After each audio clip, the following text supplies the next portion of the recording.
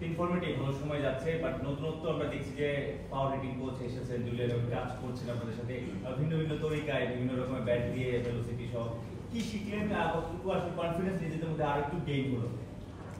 Basically Julian পাওয়ার heating এ আমাদের কিছু skill নিয়ে কাজ করতেছে।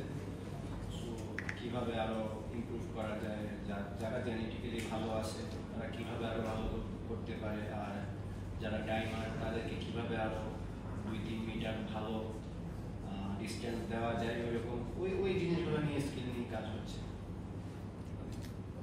অনেক গত কিছুদিন তো ফিটনেস ক্যাম্পও হলো, ফিটনেস ক্যাম্প আপনাদের রেগুলার হয় না, যেটা হলো যে এবার খুব মানে নিবিড়ভাবে একটা ফিটনেস ক্যাম্প হয়েছে, আপনাদেরকে অনেক কষ্ট হয়েছে আমরা দেখেছি।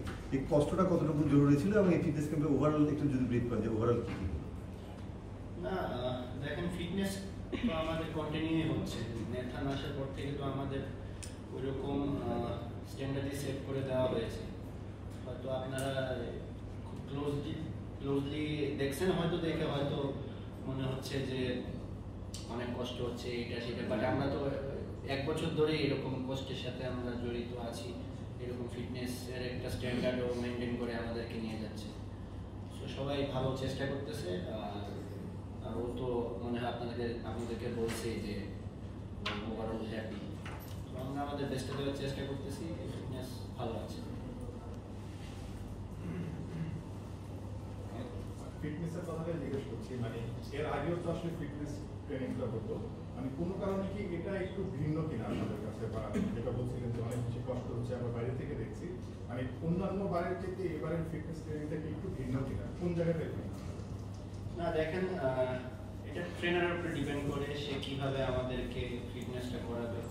এবারের প্যাটার্নটা ডিফারেন্ট ছিল, কি বলা যায়, এটাকে ইন্টেন্সিটি হাই ছিল। তো সে ডিফারেন্ট কিছু চেষ্টা করে দেখেছে আমাদের মধ্যে যে আমরা পারি কিনা, আমরা সবাই সেটা শেষ করতে পেরেছি, এই জন্যই সবার কষ্ট হয়েছে।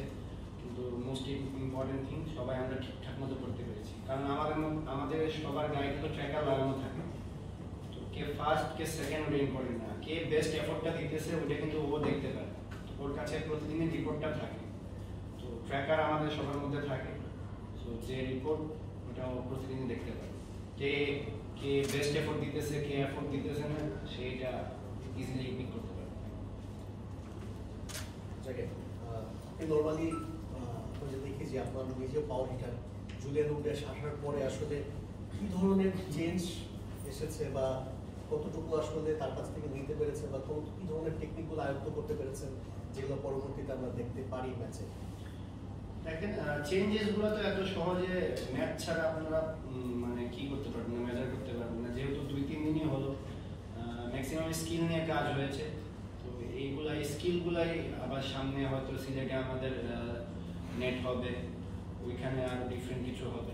তো এত তাড়াতাড়ি কমেন্ট করাটা ঠিক হবে না যে কি ইমপ্রুভ হয়ে গেল কি না হলো, আরেকটু আমার মনে হয় সময় লাগবে। বাট আমরা আমাদেরকে যে কাজগুলো দেওয়া হয়েছে ওই কাজগুলো আমরা করার চেষ্টা করছি। সো এই সুইং প্র্যাকটিসগুলো কিংবা ডিফারেন্ট ড্রিলসগুলো এগুলো অবশ্যই কাজে আসবে।